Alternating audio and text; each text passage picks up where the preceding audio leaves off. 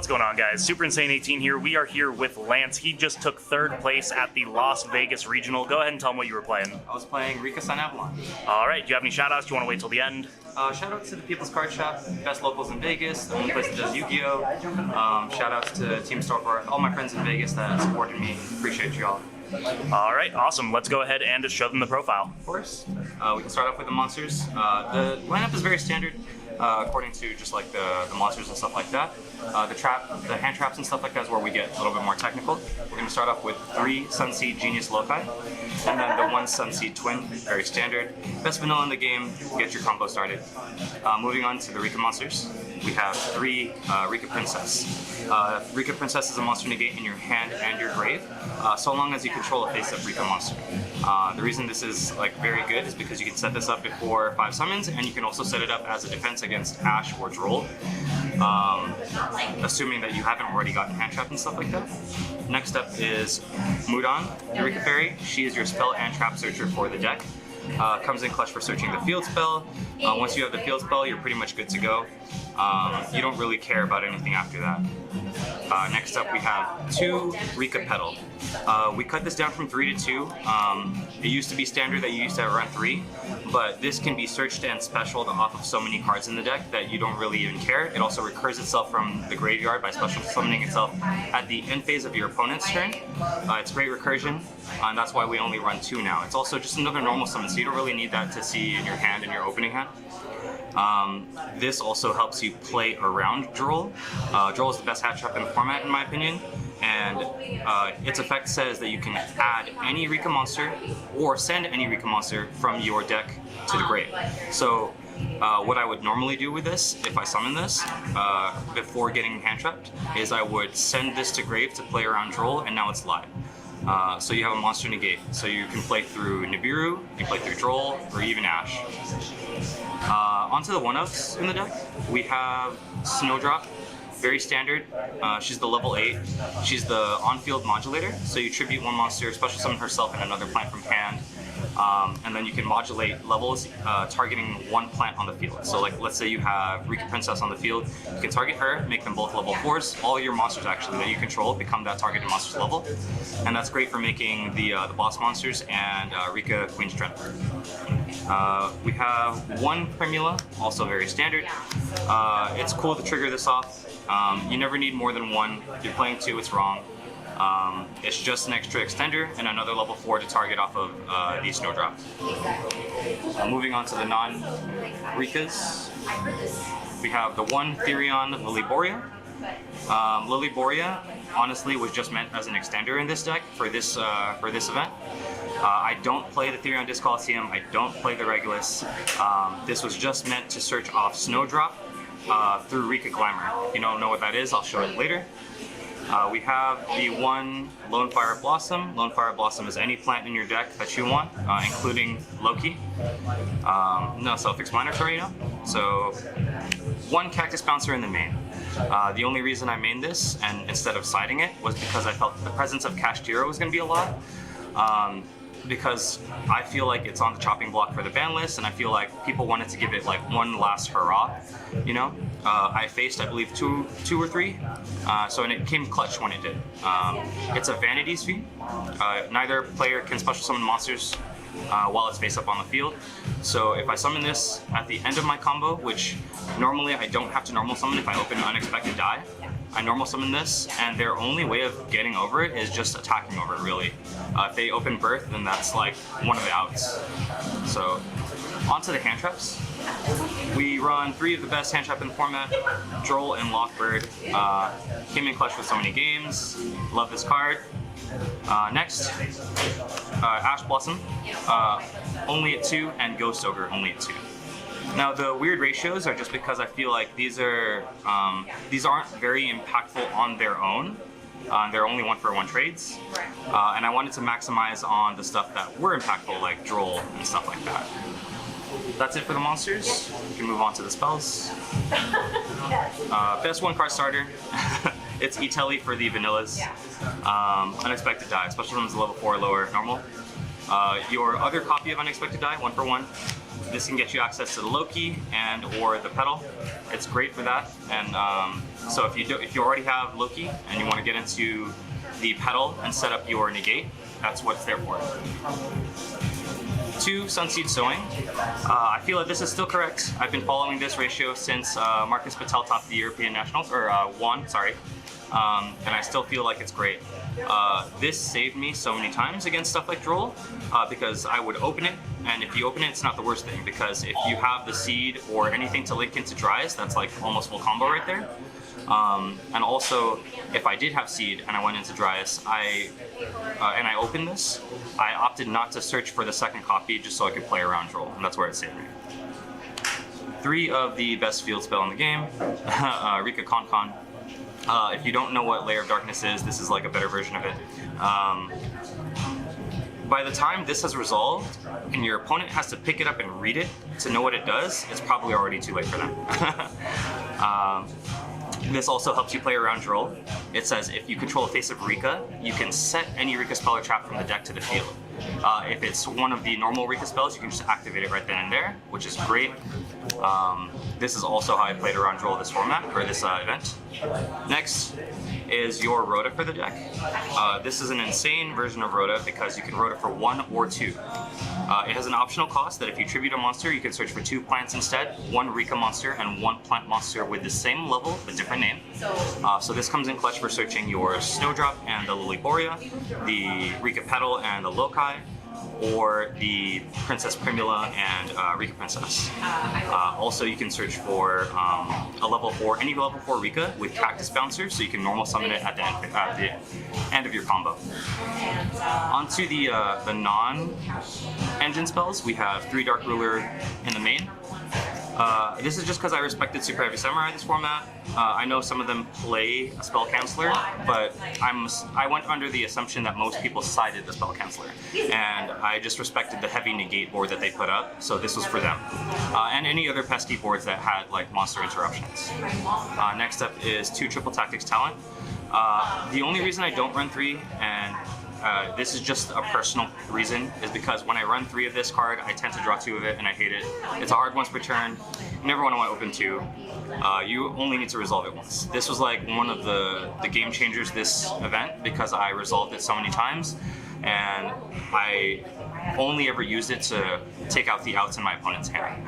The hand knowledge was great this format. So, moving on to the next card, one called by, very hand trap heavy format. You have to respect them, even though it's a 1-of. When you draw, it comes in clutch. On to the traps. The 1 Rikka sheet, because you search it and or set it off of your field spell. This is like a Crackdown plus Snatch Steal. It has an optional cost where you tribute a monster, you can target a opponent's monster and take it. That monster's effects cannot be activated this turn, but you don't really care because it either turns into another plant for you or it prevents them from getting extension or effects off of that monster. Next up, we have the last 2 Infinite Impermanents. Same reason these are at 2 is because I had the Ashen Droll at 2. Alright, awesome. Let's go ahead and show them the extra. Alright. Extra deck lineup is also very standard. We have the 3 Sunavalon Dryas. You use 2 in your combo. The 3rd is an extra, just in case you need to extend after turn 1. Next up is Sunvine Healer, your awesome time play. With this card, you can gain anywhere from 900 to 2100 life points in a single turn. This comes in handy for playing in time, but funny enough, I didn't go into time in any of my games this event, so it was there just in case I needed it. But also it's there for your combos. The 1 Sunvine Thrasher, this is for the OTK line. Funny enough, in my last and final match of the event, I was gonna go in for the kill, and I had completely slipped the thought that this was in my extra deck, so I went for making the full board and to like control the pace of the game. But I remembered, and I was like, oh crap, I could have gone in for the kill, and then I had enough damage on board anyway, so I just killed him with the regular end board. The 1 Sylvan Dance Peon, this is like your Hail Mary for the deck. If they hand trap you to death, and this is like your last play and you have 2 plants on board, you link 2 to make this. this saved me in one of my games where I got hard rolled. When I say hard rolled, I don't have the field spell yet, so I kind of care about that. And when I say soft roll, it's like I have the field spell, so I don't really care about what you have. I had to make this because they had drolled me, and I linked off 2 plants. What it does is it mills the top 3 or excavates the top 3. I can special any 2 plants that are among the 3 activated, and special summon those 2.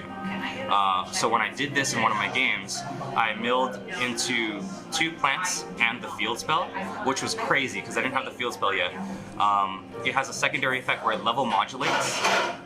It targets a monster in the grave where it changes the monsters that it points to that targeted monster's level. I had a level 4 in the grave, and I specialed the 2 plants, changed them to level 4, I made Strenna, and then I added back the field spell from the grave to hand, so I had the field spell, and I made my board anyway. So that was crazy. I don't know, I just really liked that game because that was really lucky. The 2 insane Link 2s in the deck, Hermos Ervi Jasmine. It's a free special summon of any plant in the deck, and it's also a free search for any plant in the deck. Sunavalon Alliance, it helps you make your boss monster, it also helps you go for game. And when you make this, you're special summoning Seed back to make this. Bengal Lancer the Resurgent. It is a main phase quick effect bounce. You do take the damage for whatever you bounce, it's a monster only. But you don't really care about that because it's an extra interruption. When this is in the grave, it can recur itself 1 time, and then it gets banished when it leaves the field. 2 of the most insane XCs in the deck. I really love this card. Helped save me because I got the field spell back from the grave. Rank 4 Rikka Sunavalon. This, basically, when it's attributed with material, it ranks itself up into another boss monster of the deck. It can be any rank 5 or higher plant monster, and it specials from grave or extra. And it leads me into the 2 boss monsters that we play. 1 Sacred Tree Beast Habetler, and 1 Teardrop the Rikka Queen. Habetler is a negate for whatever type of material he has, spell, monster, or trap. So he can effectively be an Omni Negate, but he's only for the material that he has. Strenna is a quick effect, tribute 1 monster on the field. These help you go for game, these help you control the board. Self-explanatory. All right, perfect. You want to show them the side? You want to keep the spice to yourself? Oh, definitely want to show the spice. All right, so, let's see. So the spice was 6 cards. These are the 3 of the cards that I had.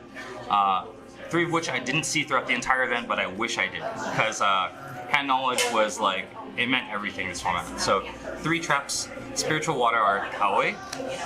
This card is basically a pointer of the Red Lotus, so with a different cost. So you tribute any water monster, and you look at your opponent's hand and rip a card. The reason that's insane is because all the Rikka monsters are water monsters, and if you have a Strenna on board, you get to tribute it, get the plus off of Strenna, look at their hand, rip a card, and then you have a tribute or a negate off of Strenna. And that's just insane. I'm sad that I didn't get to see it, but it is what it is. The card that really shined at this event was 3 Polynosis. Polynosis was cracked in my last match, so I ended with a board of 2 plant monsters, 1 Rikka Petal, 1 Sylvan Dance Peon, and 2 set traps, and the field spell, which I felt was enough because I had looked at his hand with Triple Tactics Talents prior. So I was like, I know what he has. He only has 2 combo starters, and the card that he draws is going to be a random card. I was hoping it wasn't going to be anything. So what this does is it's a Solemn Judgment for plants. You have to tribute a plant as cost to Solemn Judgment a player. So on his turn, I ended with this and a sheep. He summoned Unicorn. It was cast to your player. I sheeted the Unicorn and I took the Unicorn. And then he was about to summon Fenrir. And then I Polynosis his Fenrir, tributing off his own Unicorn. And that's what won me the game. That was pretty insane. Next up is also pretty standard. You got 3 evenly matched. It's still a good board clear, it's still a good card. I just moved it from the main to the side before this event, just because I felt like Dark Ruler was the better board softener. It also helps into back row matchups. Funny enough, I went against 1 Labyrinth, and it was against Tamir Brown, the winner of the whole event. I'm not even mad. Tamir's cool. He always draws the good hands. I cited 9 cards, never saw any of them. Next 3 cards are 2 Cosmic Cyclone and 1 Predaplant Spider Orchid. Spider Orchid's just there because it's a plant. It's a level 1. You can search it off of Glamour. So this is your out to like pesky field spells, face up floodgates and stuff like that. Couldn't get to it to save my life against Tamir, but it is what it is. And then 3 Kaijus, very self-explanatory. The only reason these aren't Gamma-Seals is because I don't have Gamma-Seal. I don't own Gamma-Seal, so it is what it is. It worked though. All right, perfect. Now I do want to close this out by asking you, because I know we talked about this a little bit, how many of your wins were because your opponent didn't know what your cards did? Oh my god. So like, there were 7 rounds, and I think 5 of my opponents had no clue to like minor like tidbits of what my deck did, and that definitely gave me the advantage in those games, especially against the Kashtira players, because they're like, I hate this matchup because I have no idea what this does, so they had to read every single one of my cards, and like I said, by the time you have to like read the cards to really grasp what it does, it's probably already too late. Just for a little bit of context, one of our friends came over, I was judging, so I was over by the side events, and one of our friends came over and he's like, Lance won, his opponent picked up the field spell and had to read it, it's already over. I heard that in the background and I was like, probably right. It's probably right. All right, and I believe this was your first top 8, right? It's our first top 8, yes. All right, well, congratulations. Let's go ahead and hear it for Lance down in the comments. You guys saw it here, the 3rd place Rikka Sun Avalon deck profile. Yes, sir. You know the deal. If you liked it, make sure to subscribe, hit the notification bell, like, comment, share with your friends. Maybe consider supporting me on Patreon. Thank you guys so much for watching. We will see you in the next one. Later, guys.